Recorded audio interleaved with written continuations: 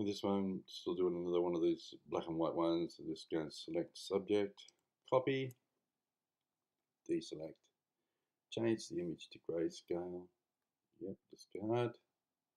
Change the image back to RGB, and now paste the original part that we actually copied. The trick is just get that matched up so that it just matches up perfectly. Now, let's see, just here, this little section here is the only area that the selection tool didn't actually do a good select. Go up to there and cut. Okay, so we just zoom out, fit on screen. There we have it, guys. There's that one done. Now, that was the end of the black and white background stuff. Now, back to this photo. Now, you see some photos where they've got a reflection of the mountains onto the water and it's crystal clear, as in this photo, we don't have that. Basically, what we do, we just copy that part of the image and paste it and put it upside down. Now, I'm just trying to get this so that it's right on the horizon type of thing, if you want to call it.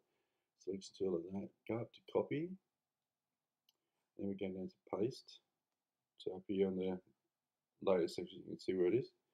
Get the selection tool, obviously. And go to edit, transform, vertical. So, and then while you're in the selection tool, click on the actual picture and bring it down. And just match it so that it's all perfectly aligned like that.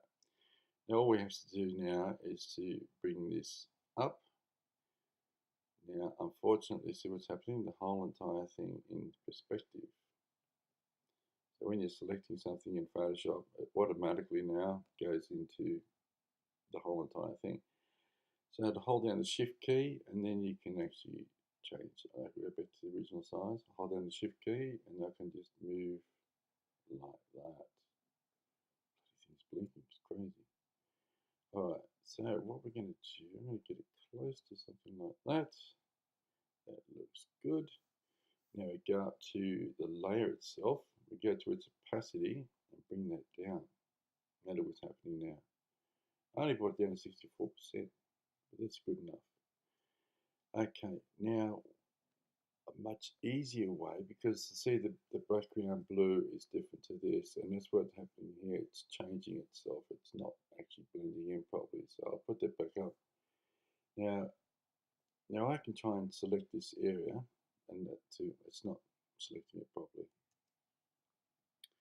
No, that's not selecting it properly. So we're gonna have to go around into the details. I mean, if we need to, okay, let's go to select subject. Let's see what that brings up. Oh, we're lucky.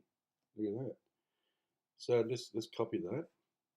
Copy, get rid of that layer, and paste it. So we just got the mountains. That was good. The unfortunate thing was didn't get a copy of this. But anyway, we can work something out here, guys. We can work something out. That's no problems at all. Put it like that. Put the opacity down to 68%. Let's have a look at the other background and see what that's like. Bring that down to 68%. See, there's a lot of stuff there that we didn't keep. So anyway, okay, right. Now, there's two ways of doing this. Now, this tree here, we've got this image on top of the tree. One way is a razor tool, do that. Just won't do that. Another way is copying the original picture, copy, go up to this one that you've actually pasted and paste. See? But then you've got to go around all that blue stuff again and get rid of all that.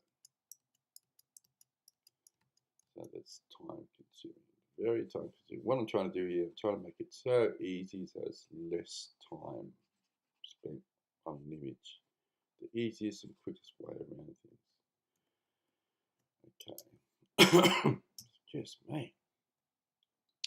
Alright, so basically what we've got it all worked out. Now here, these areas, see here, it's all still vacant. So what we're going to do, we're going to get the clone tool, the stamp tool, on the left here, hold down the Option key, select an area that you want to clone. For instance, we're going to clone this area here, and then let go, and then just start coloring in. See how it's cloning exactly whatever's there on the right. So this is very rough, guys, of course. Now you can keep on going back to Option. See how the cursor changes? It goes down to the, like a target, more or less.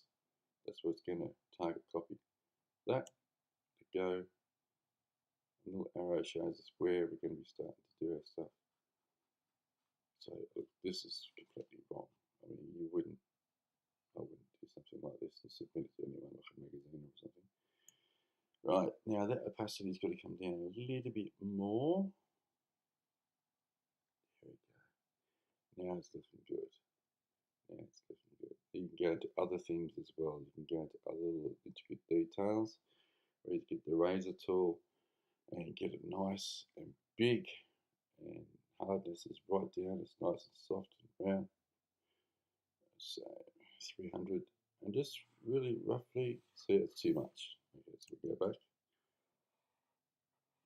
Something like that, so you don't have all the whole, so it's all blurred from the top type of thing.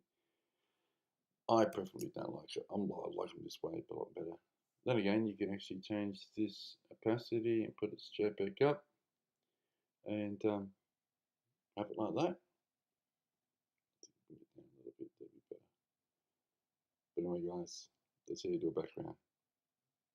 Cheers.